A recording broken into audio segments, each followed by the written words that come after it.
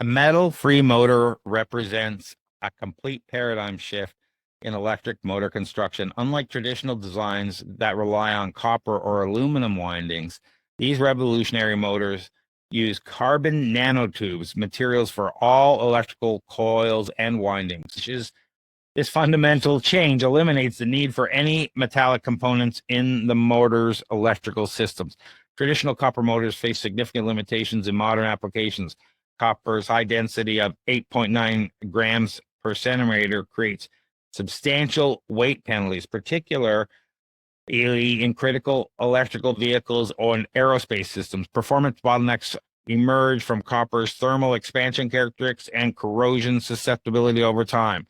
So the KIST research team's breakthrough represents years of dedicated engineering. Their fully functional motor was successfully demonstrated in a model car, achieving a consistent RPM control and speeds of greater than half a mile per second. Sorry, half a meter per second. Half a mile per second, that'd be fast. Yeah. Half a meter per second. This wasn't just a laboratory proof of concept. It was a working motor system that could power real applications. But let's face it, it's slow. What's going on here, John? Yeah. So first off, I really hope that Christian von Koenigsegg looks at this and starts to figure out how to create, because his dark motor is the best EV motor out there right now, right? 800 horsepower. I can't remember what it was, but like ridiculously lightweight. But think about what he could do with this. So, sorry, let's dive into this. So, like you said, traditional electric motors, they rely on copper or aluminum coils to generate the magnetic fields and produce motion. So, what the KIST did, Korea Institute of Science and Technology in South Korea, they use carbon nanotubes, so it's lightweight, and they're produced using a process called LAST, which you talked about. So that aligns the nanotubes and removes metal impurities left over from the manufacturing. So I can't remember what the weight was, but it is like, so yeah. So they demonstrated this in a small model car where the coils weighed just 78.75 milligrams. Compared to, here it is, 379.08 milligrams for copper. And so, like you said, it powered it to 0.52 meters per second and ran continuously for 60 minutes. The maximum speed at 33,420 RPM was still much lower than a copper equivalent at 18,120 RPM, but that's mainly due to lower conductivity. So, on a weight-adjusted basis, the performance gap would shrink. And the CNT motor's specific rotational velocity was only about 6% lower than copper's, which makes it competitive where weight is the top priority, such as like maybe aerospace or drones or even racing. Now, the other thing to think about too is that CNT wire is much more expensive. So we're talking about $375 to $500 per kilogram, whereas copper is about $10 to $11 per kilogram.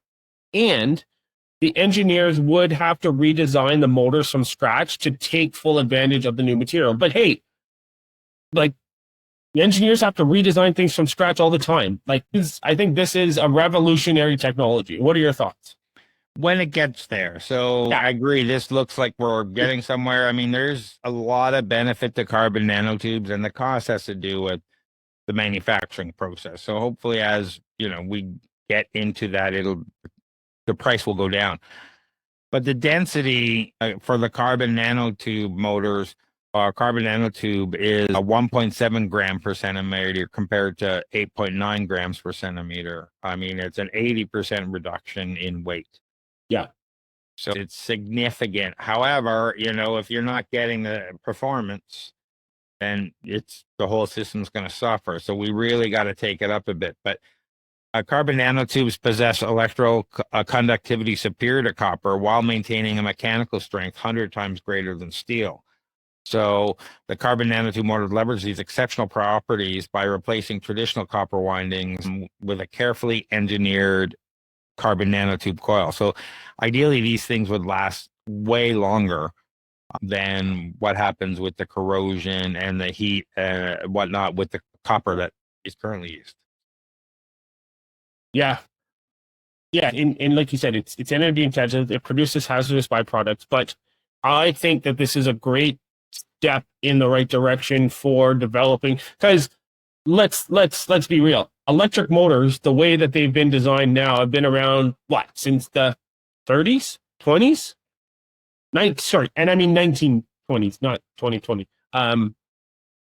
Yeah, so it's time for a redesign, which is great. Yeah, and like they have been around, but people like Conan Zinc, like you mentioned, in their dark matter engine or motor, really have changed the game for some of this, where it does 6 sets of magnets rather than 3 or something. You would have to go back and look at that. That episode was well over 100 episodes ago. I really like what's happening here. I just don't know if we're going to get the price and power to the level we need it to be. I think we will, because and the reason I think that is because there's so much research and development going into producing carbon nanotubes that they're going to reach a threshold at some point that the production is going to reduce. The cost of production is going to reduce, but we're not there yet. No. Yeah, and I think we'll see it in aerospace and high expensive applications, and then it'll eventually drive down the price so that we'll start to see it. But yeah, Elon Musk and Amazon and Bezos and all the folks will be putting this in the rockets because it might be worth it to make these things that are durable, better, longer lasting, don't heat up as much, and way lighter in things like satellites. Yeah. So carbon nanotubes may be the future of power and non-metallic engines. And I guess with engines, metal being a substance that is, limited on Earth, how do we make carbon nanotubes? And is that something that is just as limited? Because it's made of sheets of graphene that are pressed, right? Yeah. Oh, yeah. We can make that out of almost anything nowadays. What is graphene made of? Oh, I can't remember. But it's getting cheaper and cheaper. So I think it'll be interesting to see. Yeah, I'm throwing these questions at you. No. Yeah, well, sorry. I was going to say this. I just checked. It's made from carbon atoms. Yeah. That's what graphene. Yeah, sorry. It's made from pure carbon. Which is I didn't want to say something and then get destroyed in the comments. So I just wanted to make sure. But I had a brain fart there. Yeah, graphene is made from carbon. Hence carbon nanotubes. Yeah, and exactly. So it's easy to find, easy to get your hands on. It's just expensive to process and get it to this level. So I'd love to know what you think. Are we going to be changing electric and aluminum motors soon from copper coils to carbon nanotube coils? And are you looking forward to this, a non-metallic engine motor? And what does that mean for the future of drones, electric vehicles, aerospace, and other electronics in your home? We'd love to hear from you. Yeah. Tired of drowning in repetitive tasks while your competitors race ahead? Every minute you spend on manual data entry, scheduling, and routine processes is a minute you're not growing your business. Flowgrammer.ca transforms your workflow chaos into seamless automation. We build AI-powered systems that handle your busy work so you can focus on what actually makes you money. Our clients typically save 15 plus hours per week and see their productivity double within 60 days. Visit flowgrammer.ca for a free automation audit. That's flowgrammer.ca. Stop working in your business and start working on it. What do you got going on, John? Yeah. I don't know when this is coming out, but probably last week in July. Okay. So enjoying the summer, getting ready for Elevate in September. I don't know if do we have a startup drinks in August? We won't. We'll have a Flowgrammer event probably, but we won't. Going to a Flowgrammer event, yeah. But just working with clients on government funding. So if you have any questions, reach out to me on LinkedIn.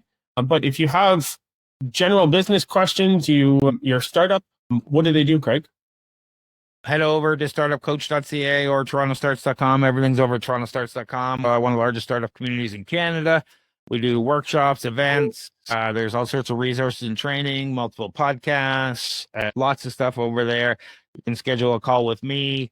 You can get links to our Flowgrammer stuff where we do business automation and really help companies take things to the next level without increasing their staff and scale faster.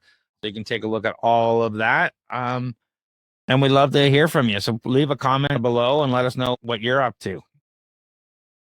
Thanks everyone for listening. Thanks, everyone.